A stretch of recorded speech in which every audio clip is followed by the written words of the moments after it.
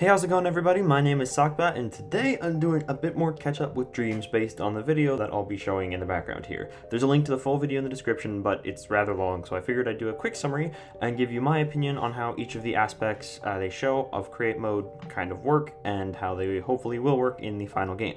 So the first thing that you'll notice is the controllers that the game designer is using. He has two PlayStation Move controllers, and he's using them throughout the entire video. Don't be scared though, they say that the DualShock will have the exact same capability as the dual motion controllers, but since Media Molecule is a close partner of Sony, they obviously had to incorporate their newest attempt to make the PlayStation Move relevant, which is it's the Project Morpheus that they were creating earlier this year, and they announced the real name of it, I think, at E3, but it kind of blew over because I heard nothing about it, which is PlayStation VR, and it's supposedly part of that, but minus the actual virtual reality, at least in this video. So I don't know how that's going to work, but anyways, I kind of like hate this idea because it clearly blew under the radar. I wish they would just give up on the PlayStation Move, but then again, I'm not totally angry about it because they actually work really well throughout the whole video.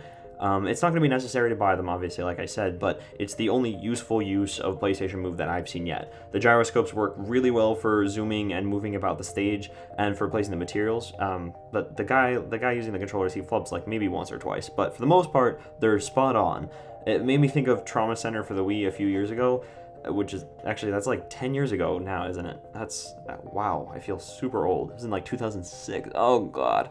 Anyways, Trauma Center was the surgery game if you haven't played it, and it was remade for the Wii, and everyone was super scared that the motion controls wouldn't be precise enough because it's a surgery game, and you kind of got to be precise in that, but they worked even better than the DS controls from the original game, and the PlayStation Move might have flopped terribly, but like the technology is still amazing, and it's way more advanced than the Wii Remote was, so after seeing it in action, I'm not crazy worried.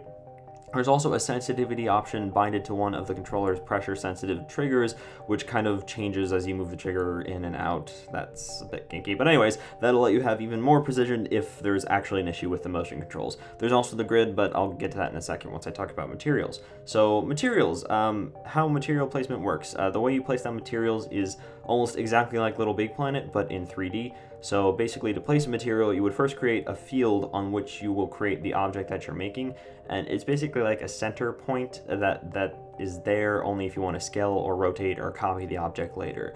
You could create an entire level on one field, and I don't think there would really be any issues. The only issue would be you trying to copy different parts of that field. So it's encouraged to use, but it doesn't look like it's like completely necessary. If you're just creating a big building or something, you could create it all on one field. That's kind of the idea here. So the material that you use to create these objects is quite a bit different than Little Big Planet though.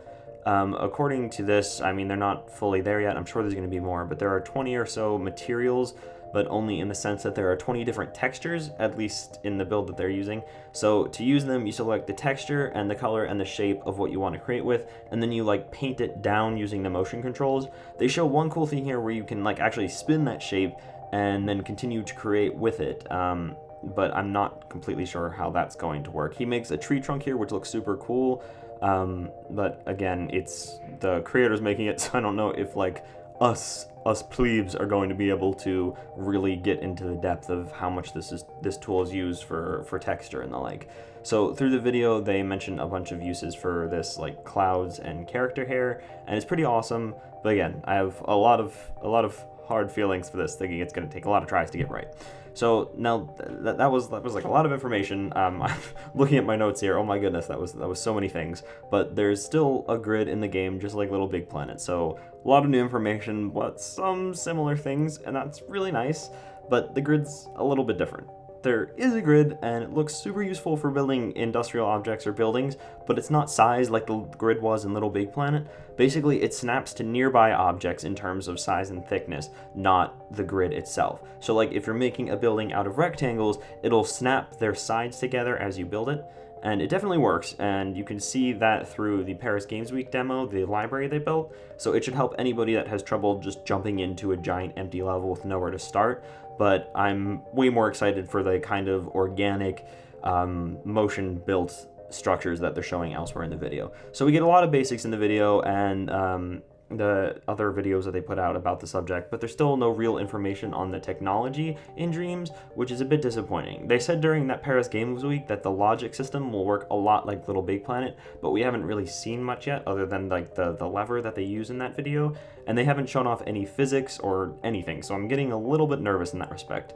Still, the game is still in development, and to end on a high note, I'm going to show you this clip, which is amazing when they stress test the level, and that should give you a sense of scale for the Dreams levels. The whole time they were creating at near maximum scale with this island that they're creating, but here they take an object that somebody else has made and shrink it down significantly so that you can see if you had a character like Sackboy, who's 8 centimeters tall, by the way. Yes, they actually gave him a real height. You can look it up on the Wikipedia.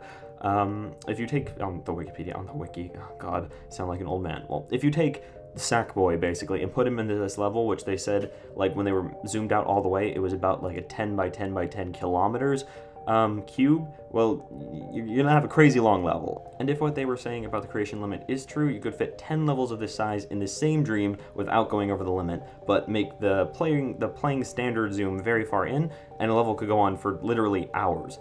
I'm assuming that they have a save feature for the individual levels, just like they have in Little Big Planet, which, well, it could be amazing. You could create an entire world within one dream, and I'm just super excited if that wasn't clear. So at any rate, this was the relatively quick review of the Create details we know so far. I'll keep you all updated when they put out more podcasts, so subscribe if you haven't, and check back soon if you want to see more.